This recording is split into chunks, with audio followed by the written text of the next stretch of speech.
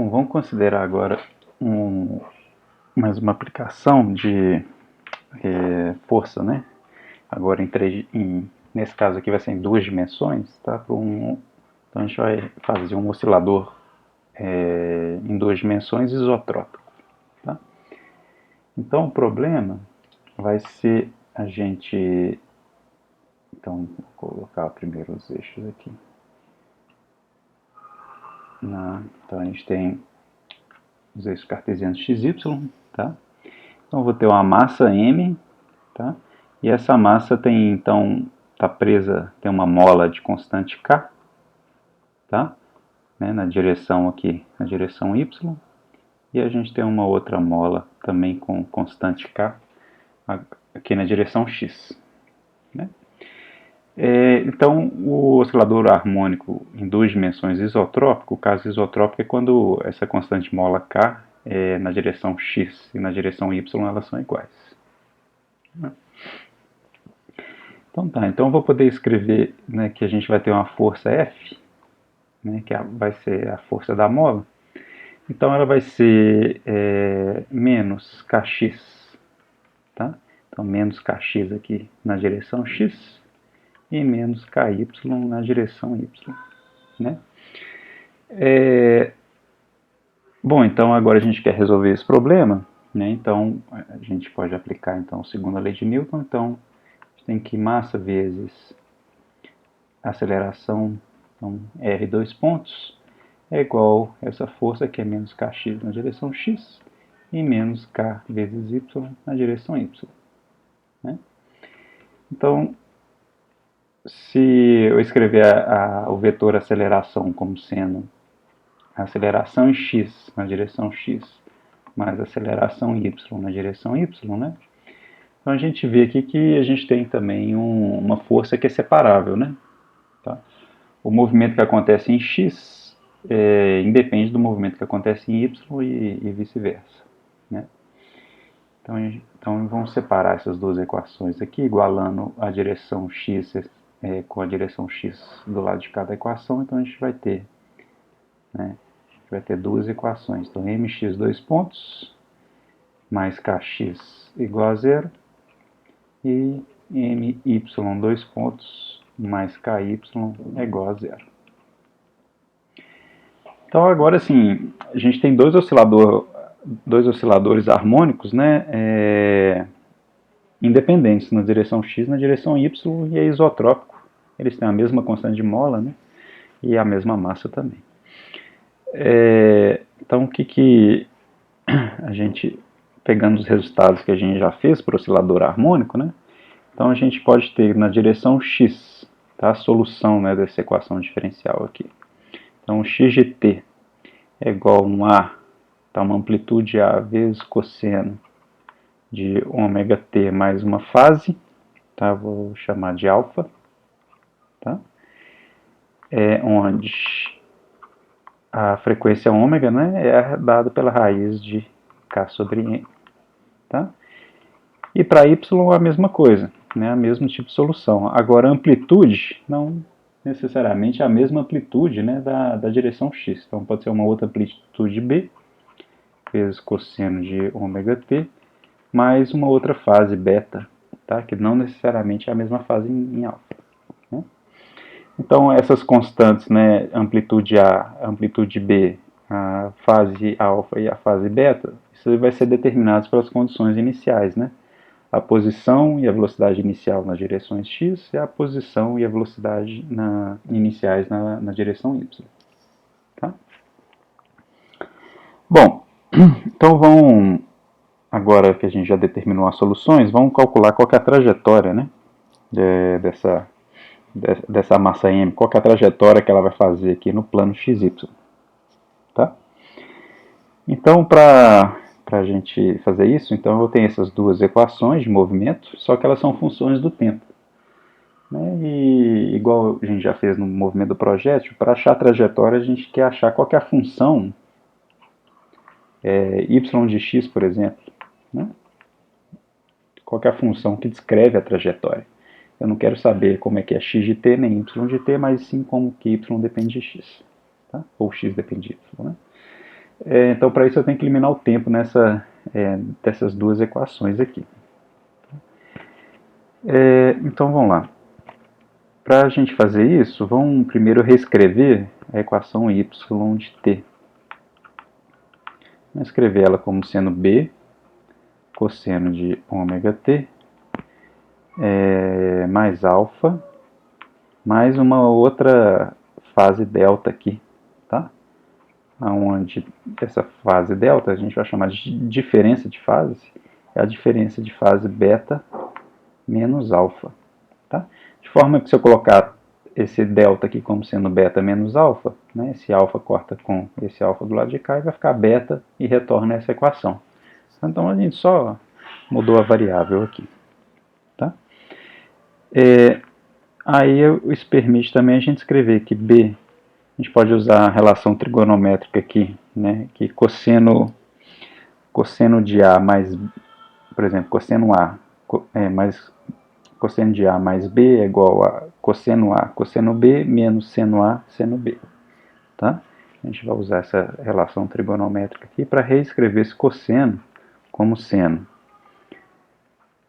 cosseno de ômega t mais alfa vezes cosseno de delta menos seno de ômega t mais alfa seno de delta.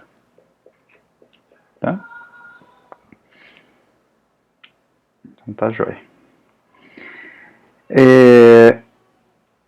Então agora a gente reescreveu o y dessa forma aqui, né? E agora então vamos pegar agora a relação de x, tá? A relação de x, deixa eu isolar esse cosseno de ômega t mais alfa, tá? Isso aqui vai ser x sobre a, tá? E a gente vai substituir nessa equação que a gente acabou de reescrever do y, que onde tiver cosseno de ômega t mais alfa, a gente vai escrever x sobre a. Tá? Então, vamos fazer por partes aqui. Então, a gente vai ter y é igual a b, né? Eu vou passar esse b dividindo aqui, o y.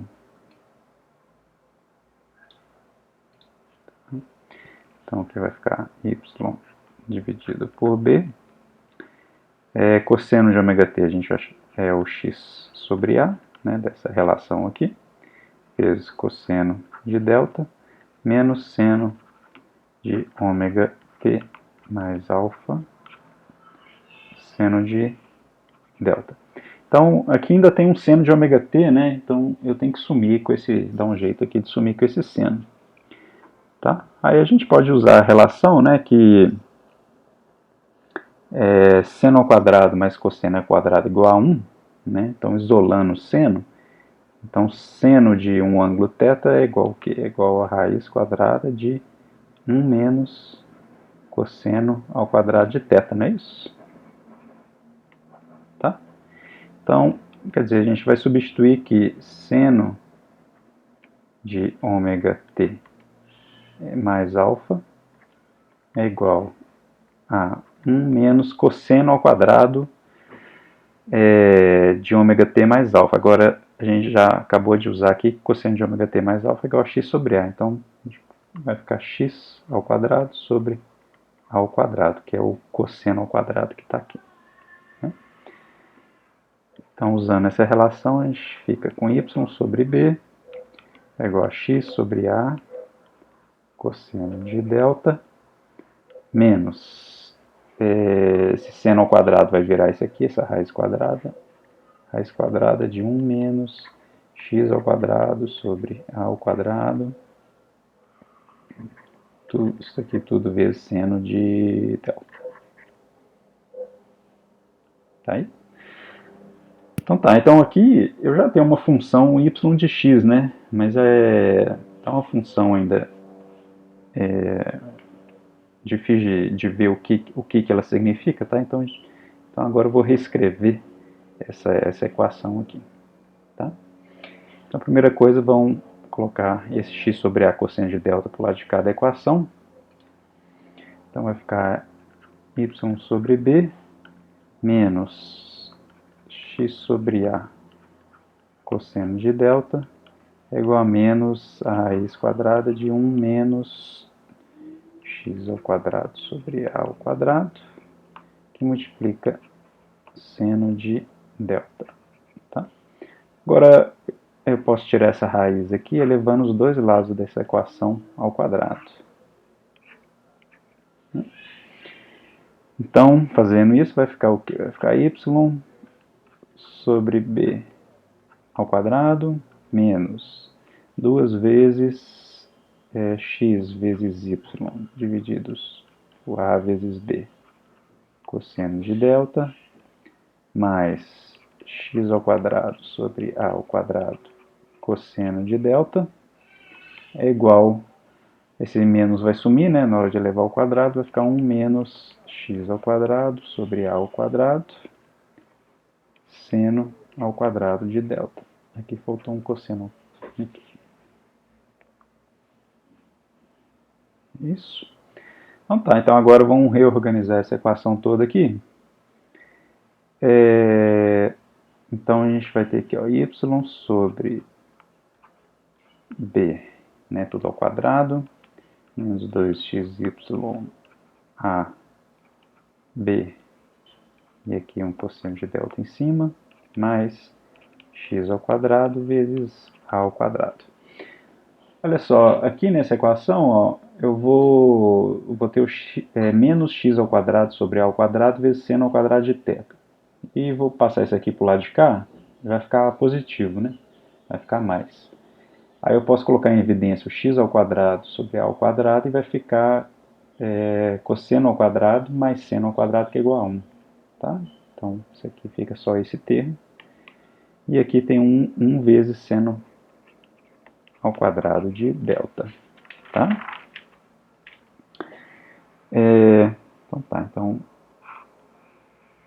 essa é a relação da trajetória, né, de y, como que y depende de x. Opa, aqui eu cometi um erro aqui, né? Aqui não é x ao quadrado, e sim, né, x vezes y. Né? Tá certo? Bom, vamos ver, por exemplo, se o valor de delta, para o valor de delta é igual a π sobre 2. Tá? Então, só lembrando, a delta é aquela diferença de fase, alfa menos beta. Né? Então, dependendo das condições iniciais do problema, tá? A fase na direção x pode ser alguma coisa e na direção y pode ser outra coisa. Tá? Se a diferença entre essas fases for π sobre 2, tá? Então, digamos que a condição inicial na direção x, vamos supor que dá π sobre 2, e a condição inicial, a fase beta na direção y, dá 0. Tá? Então, nesse caso, nosso delta é igual a π sobre 2. Né? Então, se esse for o caso, então a gente tem que delta é π sobre 2, aqui o cosseno de π sobre 2 é 0, e seno de π sobre 2 é 1, ao quadrado dá 1. Então, nesse caso, a gente vai ter x ao quadrado sobre a ao quadrado, mais y ao quadrado sobre b ao quadrado, é igual a 1. Isso aqui é a equação de uma elipse, né? Tá? Essa aqui é uma equação de uma elipse. Né? Então, a gente vai ter no plano xy, né, um movimento da partícula vai ser um movimento,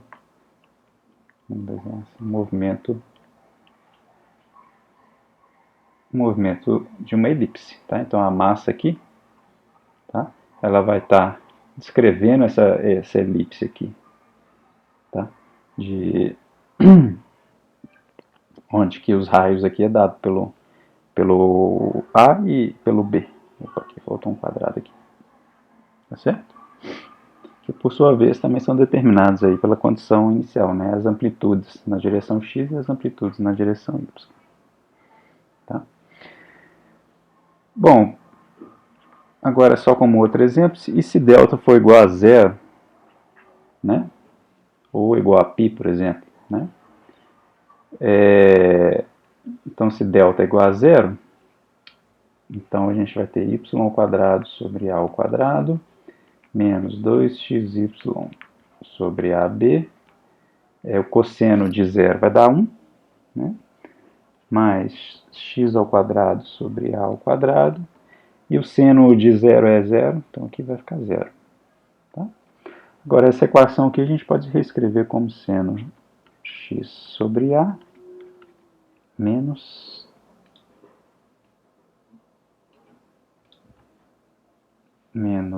y sobre b ao quadrado, não é isso? Isso aqui é igual a zero. Então, daqui a gente tira que x sobre a é igual a y sobre b. Vamos isolar o y aqui. Então, a gente vai ter que a função y de x é igual a b sobre a vezes x, que é uma equação de uma reta, né? Tá? Então, no plano xy aqui, o movimento da massa, né, vai seguir uma reta aqui, tá certo? Então a gente tem a massa m, tá? Então essa massa m vai ficar ao longo de uma certa reta aqui, tá? De inclinação b sobre a, onde que aqui as amplitudes, né, iniciais na direção y dividido pela amplitude na direção x.